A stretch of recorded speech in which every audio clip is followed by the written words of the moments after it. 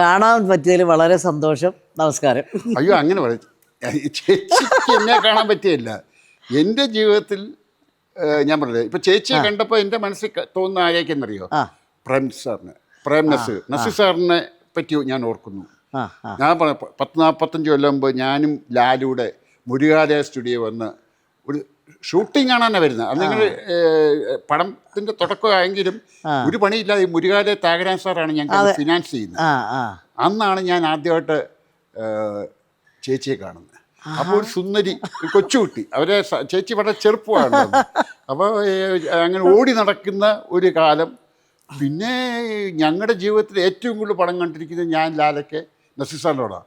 ആ പടത്തിലൊക്കെ ചേച്ചിയുണ്ട്. ഞങ്ങളുടെ ഈ ടൈറ്റിൽ തുടങ്ങുമ്പോൾ പ്രേം നസീർ ഷീല, അഡ്രുഫാസി ശ്രീലത. അപ്പോൾ ഇത് എത്ര പടം 10, 150, 200 പടം ചേച്ചിയെ കണ്ടിട്ടുണ്ട്. അപ്പം ഞാൻ പറഞ്ഞില്ല, അപ്പോൾ ചേച്ചി ഇപ്പം ഇവിടെ വന്നപ്പോൾ എന്നെ സംബന്ധിച്ച് പറയുകയാണെങ്കിൽ ഏറ്റവും സന്തോഷമായിട്ടുള്ള ദിവസമാണ്. ഞാൻ ഒരു സാധാരണ വ്യക്തിക്കുള്ള എന്ന് പറയാനും അങ്ങനെ സാധാരണ വ്യക്തി ഒന്നുമല്ല. ചേച്ചി വന്നപ്പോൾ ഇനി അതോടെ പറയണം. ചേച്ചി വരുന്ന കേട്ടപ്പോൾ എൻ്റെ വൈഫ് ബീന പറഞ്ഞു, അശ്വട്ട ചേച്ചി അശ്വച്ചൻ്റെ അമ്മയെപ്പോലെ. ഞാൻ എന്താ എപ്പോഴും കുളിച്ച് പട്ടുമൊക്കെ കൊടുത്ത് സുന്ദരിയായിട്ടേ നടക്കുള്ളൂ.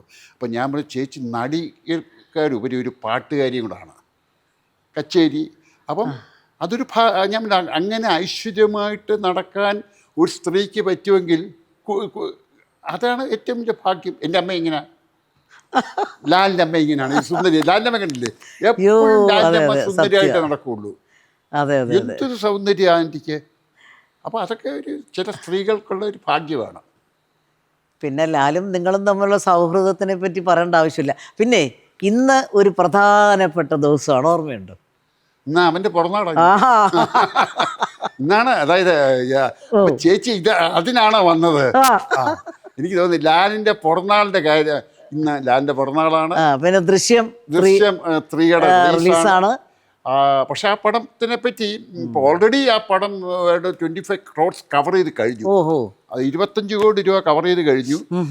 എൻ്റെ ഒരു പ്രഡിക്ഷൻ ദാറ്റ്സ് ഓൾ ടൈം ഹിറ്റായിരിക്കും ആ പടം. പിന്നെ ആ പടം ഞാൻ കണ്ടിട്ടില്ല, ഞാൻ ഇന്ന് പോകുന്നുണ്ട്. അപ്പോൾ അത് ഹിറ്റാവെന്ന് പറയാൻ കാര്യം, അത് ഈ ദൃശ്യം 3-ക്കകത്ത് വെളിയിൽ വരുന്ന ഒരു വെച്ചുകൊണ്ട് ലാലിൻ്റെ ഏറ്റവും നല്ല അഭിനയവും ഈ പടത്തിലാണെന്നുള്ളതാണ് കേൾക്കുന്നത്. അപ്പം ഗുരുവായൂരപ്പൻ്റെ അനുഗ്രഹം കൊണ്ട് ആ പടം സൂപ്പർ ഹിറ്റാകട്ടെ, ദൃശ്യം സൂപ്പർ ഹിറ്റാകട്ടെ. അതേപോലെ നമുക്ക് ലാലിൻ്റെ പിറന്നാളിന് വേണ്ടി ആശംസിക്കുകയും വേണം. എല്ലാ ദീർഘായുസ്സും ആരോഗ്യവും ലാലിന് കിട്ടട്ടെ.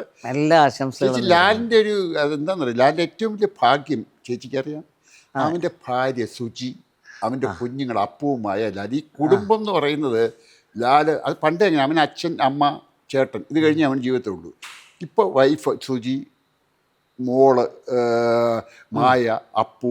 അപ്പോൾ അവൻ ഒരു കുടുംബം, നമ്മുടെയൊക്കെ ഉണ്ടല്ലോ, നമ്മുടെയൊക്കെ ജീവിതത്തിൽ ഈ കുടുംബം എന്നുള്ള അത് വളരെ ഇമ്പോർട്ടൻ്റ് ആയിട്ട് നോക്കുന്ന ഒരാളാണ് ലാൽ. അതായിരിക്കും അയാളുടെ ഏറ്റവും വലിയ ഭാഗ്യം. അപ്പോൾ ലാൽ ഇന്ന് നന്നായിട്ട് അവൻ്റെ പിറന്നാളും ആഘോഷിക്കണം, ദൃശ്യം 3യുടെ സൂപ്പർ ഹിറ്റ് പടത്തിൻ്റെ ആഘോഷിക്കണം. പിന്നെ ചെറിയൊരു വിഷമം എന്ന് വെച്ചാൽ, ചെറിയ വിഷമല്ല, വലിയ വിഷമം കാണും മനസ്സിൽ. അമ്മ മരിച്ച അതാണ് അത് ചെറിയ വിഷമം. അതായത് ലാലിനെ ഞാൻ കാണുമ്പോൾ, ലാല് കോളേജ് പഠിക്കുമ്പോഴൊക്കെ ലാല് എപ്പോൾ ഈ കോളേജ് വിട്ട് വന്നാൽ പിന്നെ അവൻ്റെ ജോലി എന്ന് പറയുക അമ്മയുടെ മടി കയറി കിടക്കുക. ആദ്യക്കാണെങ്കിൽ ഇവനെ കാണുന്നു, ഇവനെ നമ്മൾ ലാലിനെ പറ്റി അതാ എനിക്ക് ലാലിനെ പറ്റി അമ്മയും ലാലുമായിട്ടുള്ള അറ്റാച്ച്മെൻ്റ് എന്ന് വെച്ചാൽ, പിന്നെ ചേച്ചി ലാൽ ഇപ്പോൾ ചില അഭിനയിക്കുന്ന ചില കാര്യങ്ങൾ ആൻറ്റി നന്നായിട്ട് അഭിനയിക്കും, ഒരു അസലായിട്ട് ആൻറ്റി പാട്ട് പാടും. അപ്പോൾ ആൻറ്റിയുടെ എല്ലാ ചായ അവന്, ലാലിൻ്റെ അമ്മയുടെ ചായ ലാലിന് കിട്ടിയിരിക്കുന്നത്. അപ്പം ലാലിൻ്റെ ഏറ്റവും വലിയ വിഷമം എനിക്കൊന്ന് ഇപ്പം ഇന്ന് അവൻ്റെ അമ്മയെപ്പറ്റി ആലോചിക്കുമ്പോൾ, ആൻറ്റിയെപ്പറ്റി ആലോചിക്കുന്ന ഒരു ദിവസമാണ് ഇന്ന്. ആ ദുഃഖമായിരിക്കും അയാൾ. എനിക്ക് നല്ല പരിചയമാണ് ചേച്ചിക്ക് വളരെ പരിചയം. ചേച്ചി ഞാൻ ഇടയ്ക്കിടയ്ക്ക് മുടമുള്ള വീട്ടിൽ പോയിക്കൊണ്ടിരുന്നതാണ്. എനിക്ക് ചേച്ചി മലയാള സിനിമയിൽ ചേച്ചി ഉൾപ്പെടെ സകല ആർട്ടിസ്റ്റുകളും ലാലിൻ്റെ അമ്മയായിട്ട് ഭയങ്കര അറ്റാച്ച്മെൻ്റ് ആയിരുന്നു. എസ്പെഷ്യലി ചേച്ചിക്ക് അറ്റാച്ച്മെൻ്റ് എന്ന് പറയാൻ കാര്യം, ലാൽ എനിക്കത് ഡോക്ടർക്കുമായിട്ടും ലാലിന് അടുപ്പുണ്ട്. അതല്ല, ഒരു പ്രാവശ്യം എൻ്റെ ഒരു പാട്ട് എന്തോ TV യിൽ കേട്ടിട്ട് ഈ അമ്മ എന്നെ വിളിച്ചു. അത് വിളിച്ചപ്പം എന്നോട് പറഞ്ഞു, കുഞ്ഞി ശബ്ദം. എന്നോട് പറഞ്ഞു ഞാൻ ലാലിന്റെ അമ്മയാ. അപ്പൊ ഞാൻ ആരും എന്നെ കളിപ്പിക്കാൻ പറയുകയല്ലേ, എന്നെ വിളിക്കേണ്ട കാര്യം എന്താ? അല്ല, ലാലിന്റെ അമ്മയാ, ഞാൻ മോടെ പാട്ട് കേട്ടു കേട്ടോ, മോൾ ഇതിലേ വരണേന്ന് പറഞ്ഞു. ഞാൻ എൻ്റെ മോളെ, അന്ന് എൻ്റെ ഹസ്ബൻഡൊക്കെ മരിച്ചിരുന്ന ആ ഒരു സമയമാണ്, സ്കൂളിൽ മോളെ കൊണ്ടുപോകുമ്പോൾ ഞാൻ അവിടെ മുടമ്പോളി വീട്ടിൽ. പിന്നെ ഞാൻ എല്ലാ ആഴ്ചയും ഇങ്ങനെ പോകും. പോയപ്പോൾ എന്നെ ഒരുപാട് ആശ്വസിപ്പിച്ചു. അമ്മയായിരുന്നു ഞാൻ. എനിക്ക് ഏറ്റവും കൂടുതൽ എൻ്റെ അമ്മ കഴിഞ്ഞ ചോറ് വിളമ്പി തന്നിട്ടുള്ളത് ലാലിൻ്റെ അമ്മയാണ്. ഞാൻ തകർന്ന ഒരു സമയമാണ് എൻ്റെ മോടെ കല്യാണത്തിൻ്റെ ഓട്ടം, പിന്നെ അല്ല അത് കഴിഞ്ഞുള്ളത്, പിന്നെ അമ്മയുടെ സിസ്റ്റർ. പക്ഷെ ഞാൻ ബീനയ്ക്ക് ഒരു ഓപ്പറേഷൻ, ബീനയുടെ ഓപ്പറേഷൻ ഹോസ്പിറ്റലിൽ നടക്കുമ്പോൾ ഞാൻ ലാലിൻ്റെ അമ്മ മരിച്ചിട്ടാണ് നിൽക്കുന്നത്. അല്ല, ഞാൻ ഓപ്പറേഷൻ ലാൽ അവസാനം പറഞ്ഞത് നീ എളുപ്പപ്പെടാം, ബീനയുടെ ഓപ്പറേഷൻ ഇവിടെ നിൽക്കണം എന്ന് പറഞ്ഞു. അപ്പോൾ അത് അത്ര ഒരു അറ്റാച്ച്മെൻ്റ് ആയിരുന്നു എനിക്ക്. ലാലിൻ്റെ അമ്മയോ എന്നുള്ള അറ്റാച്ച്മെൻ്റ് എന്ന് പറഞ്ഞാൽ നമുക്ക് പറയാൻ പറ്റാത്ത രീതിയിൽ. അതുപോലെ ആയിരുന്നു സുജിയും ലാലിൻ്റെ അമ്മയായിട്ടുള്ള സ്നേഹം. ആ കുട്ടിയുടെ ഞാൻ കണ്ട ഫുൾ ടൈം കരച്ചിൽ സുജിയാണ്. അപ്പം അങ്ങനൊരു നല്ല ഫാമിലിയാണ്. അപ്പോൾ ലാൽ ഇന്നിപ്പം അമ്മയെപ്പറ്റി ആയിരിക്കും ഏറ്റവും കൂടുതൽ ചിന്തിക്കുന്നത്. ലാലിൻ്റെ അമ്മയെപ്പറ്റി അങ്ങനെ സംശയം വേണ്ട. പിന്നെ ഞാൻ എന്നെ സംബന്ധിച്ചോളം ഞാൻ രണ്ടാമത് തിരിച്ചു വന്നിട്ട് ലാലിൻ്റെ കൂടെയൊക്കെ ഞാൻ അഭിനയിക്കുന്ന സൂപ്പർ പടത്തിൽ അഭിനയിച്ചു. അതെ, ലാലിൻ്റെ കൂടെ ചേച്ചി 2 പടം സൂപ്പർ ഹിറ്റ്, ചിക്കാറ്, മാടമ്പി, 2 സൂപ്പർ ഹിറ്റാണ്. അതെ. അപ്പം ഞാൻ ചേച്ചി അതൊരു ഭാഗ്യമല്ലേ, ചേച്ചി അഭിനയിക്കാത്ത ആരോടാ? നസീർ സാറ്, മധു സാറ്, എല്ലാവരും അഭിനയിച്ചു. ഇപ്പം ഈ ജനറേഷനിലും അഭിനയിക്കാൻ പറ്റുന്ന എന്ന് പറയുന്നത് തന്നെ ഒരു മഹാഭാഗ്യം. സത്യം. ആ ആർട്ടിസ്റ്റുകളോടൊക്കെ അഭിനയിക്കാൻ, പിന്നെ അവരൊക്കെ ചേച്ചിക്ക് റെസ്പെക്റ്റ് കൊടുക്കും. ഇപ്പം ലാലാണെങ്കിലും അയ്യോ തീർച്ചയായിട്ടും ഭയങ്കര സ്നേഹമായിട്ട് അവർക്കൊക്കെ ആ ഒരു റെസ്പെക്റ്റ് ചേച്ചിക്കുണ്ട്. അതൊരു ഭാഗ്യമല്ലേ കിട്ടുന്നത്. പിന്നെ ഇടയ്ക്ക് ലാലിനെ വിളിക്കാറുണ്ട്, സംസാരിക്കാറുണ്ട്. ഞാൻ പറഞ്ഞു ലാലിനെ പറ്റി എന്നോട് ചോദിച്ചു കഴിഞ്ഞാൽ എനിക്ക് 100 വാക്ക്. അതായത് ഞാൻ പറഞ്ഞില്ലേ, നിങ്ങൾ ഒന്നിച്ച് പഠിച്ചതല്ലേ? ഒരുമിച്ച് പഠിച്ച് ഒരുമിച്ച് കളിച്ച് അതായത് ചേച്ചി ഒരുമിച്ച് പഠിച്ചു എന്ന് വെച്ചാൽ ഒരുമിച്ച് കോളേജിൽ പോയിട്ടില്ല ഉള്ള സത്യം പറയാം. വെച്ചാൽ ഞങ്ങളിങ്ങനെ പോവും, ബസ്സിൻ്റെ 4-5 ബസ്സിൻ്റെ ഈ ഫുട്ബോളിൽ പോവും. ഞങ്ങൾ പൂജപ്പുരന്ന് ഒരുമിച്ച് കയറും. ഞങ്ങൾ ആ കോളേജിൽ ചെല്ലും. അവിടെ പൈസ ഒന്നും ഇല്ലാത്തതുകൊണ്ട് അവിടെ ഒരു ഗുണ്ടായിസൊക്കെ കാണിച്ച് കുറേ പിരിവൊക്കെ നടത്തും. അവൻ SFI, ഞാൻ KSU. അത് തിരിച്ച് കോഫി ഹൗസിൻ്റെ അവിടെ വന്നിറങ്ങും. പിന്നെ അവിടെ ഇരുന്ന് കുറേ നേരം ബഹളമൊക്കെ വയ്ക്കും. തിരിച്ച് 4 മണിയാകുമ്പോൾ ക്രിക്കറ്റ് കളിക്കാനായിട്ട് പാങ്ങോട് പോകും.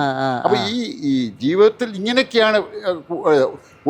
അതായത് ഞാനും അവനോട് ഒരു സ്കൂട്ടറിൽ സഞ്ചരിക്കുകയുള്ളൂ. അവനായിരിക്കും സ്കൂട്ടർ ഓടിക്കുന്നത്, ഞാൻ പുറകെ കാണും.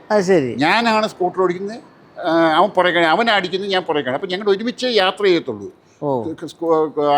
ബസ്സിലാണെങ്കിലും സ്കൂട്ടറിലാണെങ്കിലും എല്ലാം ഒരുമിച്ച് പോവും, ഒരുമിച്ച് യാത്ര ചെയ്യും, ഒരുമിച്ച് ട്യൂഷൻ പഠിപ്പിക്കാൻ പോവും, ഒരുമിച്ച് കമ്പൈൻ സ്റ്റഡിക്കും. അപ്പോൾ എല്ലാം ജീവിതത്തിൽ ഫുൾ ഇങ്ങനെ പൊയ്ക്കൊണ്ടിരുന്നു വെച്ചാൽ നമ്മൾ എൻ്റെ അച്ഛൻ്റെ പേര് വിശ്വനാഥനാണ്, അവൻ്റെ അച്ഛൻ്റെ പേര് വിശ്വനാഥനാണ്. അവർ ക്ലാസ്മേറ്റ്സാണ്. നസീർ സാറും ലാലിൻ്റെ അച്ഛനും എൻ്റെ അച്ഛനും. അപ്പോൾ നമ്മൾ ഈ സിനിമ, പിന്നെ എനിക്ക് മോഹൻലാൽ എന്നുള്ള സിനിമാക്കാരനെ പറ്റി അറിയില്ല. വെച്ചാൽ അയാൾ ഇറ്റ്സ് എ ഗ്രേറ്റ് ആർട്ടിസ്റ്റ്. ഞാൻ തിരുനോട്ടം എന്നുള്ള പടത്തിൽ അയാളെ കൊണ്ടുവന്നു. മഹാഭാഗ്യമാണ് സത്യം. അങ്ങനെ ഒരു ആർട്ടിസ്റ്റ്. ഇപ്പം എത്ര സിനിമ എടുത്തിട്ടുണ്ട്? ഞാൻ തിരുനോട്ടം, ഞാൻ 5-6 പടം ഡയറക്റ്റ് ചെയ്തു. പിന്നെ മമ്മൂക്കയെ വെച്ച് പടം പ്രൊഡ്യൂസ് ചെയ്തു. ലാലിനെ വെച്ച് പ്രൊഡ്യൂസ് ചെയ്തു. ചേച്ചി ഞാൻ മിക്കവാറും ഇപ്പോഴത്തെ യങ്സ്റ്റേഴ്സ് അയച്ച് നസീർ സാറ്, മധു സാറ്, മോഹൻലാൽ, മമ്മൂക്ക, ശ്രീനിവാസൻ, രതീഷ്, പിന്നെ എന്താ മിക്കവാറും ഇന്നുള്ള എല്ലാ സിനിമ നടന്മാരെ ബാസിച്ചേട്ടൻ്റെ കൂടെ വെച്ചിട്ടില്ല, ബാസിച്ചേട്ടൻ അഭിനയിച്ചിട്ടില്ല. പിന്നെ അല്ലേ പറഞ്ഞേ, ലാലിനെയും നമ്മുടെ പ്യാരിയും കൂടെ വെച്ചൊരു പടം ചെയ്തു. അതിനകത്ത് ഫാസ്റ്റേട്ടനുണ്ട്. അതാ പറഞ്ഞ പടം കൂടെ കുറച്ചാണ് ചെയ്തിട്ടുള്ളെങ്കിലും മലയാള സിനിമയിൽ എല്ലാവരെയും വെച്ച് എനിക്ക് ഒന്നെങ്കിൽ പ്രൊഡ്യൂസ് ചെയ്യാൻ പറ്റിയിട്ടുണ്ട്, അല്ലെങ്കിൽ ഡയറക്റ്റ് ചെയ്യാൻ പറ്റിയിട്ടുണ്ട്. പിന്നെ എൻ്റെ ഏറ്റവും വലിയ ഭാഗ്യം അതിൻ്റെ ചേച്ചി, എൻ്റെ സുഹൃത്തുക്കൾ പ്രിയൻ, ഇന്നത്തെ സൂപ്പർ ഡയറക്ടർ, ഇപ്പോഴും പ്രിയൻ ആ സൂപ്പർ ഡയറക്ടർ. കഴിഞ്ഞ ആഴ്ച അവൻ എന്നെ വിളിച്ചിട്ട് പറഞ്ഞ അളിയാ എൻ്റെ പടം, ഈ ഹിന്ദി പടം അന്ന് 100 crores, ഇന്നിപ്പോൾ ഞാൻ അറിഞ്ഞത് 350 crore ടച്ച് ചെയ്ത് പ്രിയൻ്റെ പടം. പ്രിയനിപ്പോൾ ലാലിൻ്റെ 100ാമത്തെ പടം ലാലിനെ വെച്ച് ചെയ്യുക. It's A great director. പിന്നെ എൻ്റെ ഫ്രണ്ടാണ് സുരേഷ് കുമാർ. ഇനി അടുത്തൊരു പടം ഡയറക്റ്റ് ചെയ്യുമോ? ചേച്ചി ഈ ഇന്റർവ്യൂക്കാർ ചോദിച്ചു അടുത്ത പടം ഏതാണ്. ഞാൻ പറഞ്ഞു അല്ല സിനിമ ഒരു ഡ്രീം ആയിരുന്നു ചോദിച്ചു. ഞാൻ ഒരിക്കലും അല്ല ചേച്ചി. അന്ന് കോളേജിൽ പഠിക്കുന്ന സമയത്ത് പ്രീ ഡിഗ്രിക്ക് പഠിക്കുമ്പോഴല്ലേ പടം ഡയറക്റ്റ് ചെയ്യുന്നത്. അത് ശരി. അന്ന് രാജീവ് നായൻ്റെ പടത്തിൻ്റെ ഷൂട്ടിങ്ങിന് പോയി ഇറക്കി വിട്ടപ്പോൾ വാശിക്ക് പോയി ചെയ്തതല്ലേ തിരുനോട്ടം. പക്ഷെ അന്ന് വന്നവരാ ഞാനാണ് Priyan, Suresh, MG Sreekumar, S Kumar cameraman, Raveendran music director, തേനിമേമ്പി കൂടെ വരുന്നു, ഉണ്ണിമേനോൻ തേനിമേമ്പിലാണ് ആദ്യമായിട്ട് പാടുന്നത്. അങ്ങനെ ഒരുപാട് പേര് അവരുടെ കഴിവുകൊണ്ട് എൻ്റെ കൂടെ വന്നു എന്നുള്ളതാണ് സത്യം. അതൊരു ഭാഗ്യമല്ലേ? ഭാഗ്യം. എത്ര പേര് എനിക്ക് ഒന്നും വേണ്ട, മോഹൻലാൽ എന്നുള്ള നടൻ എന്നിൽ കൂടെ വന്നു എന്ന് പറയുമ്പോൾ തന്നെ അത് എൻ്റെ കഴിവല്ല, അവൻ്റെ ഭാഗ്യവും അവൻ്റെ കഴിവും ഒക്കെയാണ്. എന്നാൽ അതൊരു ഭാഗ്യമാണ്. എനിക്ക് ഏറ്റവും വലിയ, എൻ്റെ ഏറ്റവും വലിയ സുഹൃത്ത് അവനാണ്. ഞാൻ പറയാം, ഇത്രയും കൊല്ലമായിട്ട് ഒരു മെസ്സേജോ ഒരു ഫോണോ ഇല്ലാത്ത ദിവസം എന്ന് വിശ്വസിക്കൂ. ഒരു പ്രാവശ്യം അയാൾ ബിസി എപ്പോഴും. പക്ഷേ കഴിഞ്ഞ ആഴ്ച അമേരിക്കയിൽ നിന്നാണ് വിളിച്ച ആളിയാ, നീ ഇപ്പോൾ ഇത് കാണണമെന്ന് എന്താ മമ്മൂക്കയായിട്ട് ചെയ്ത. അപ്പം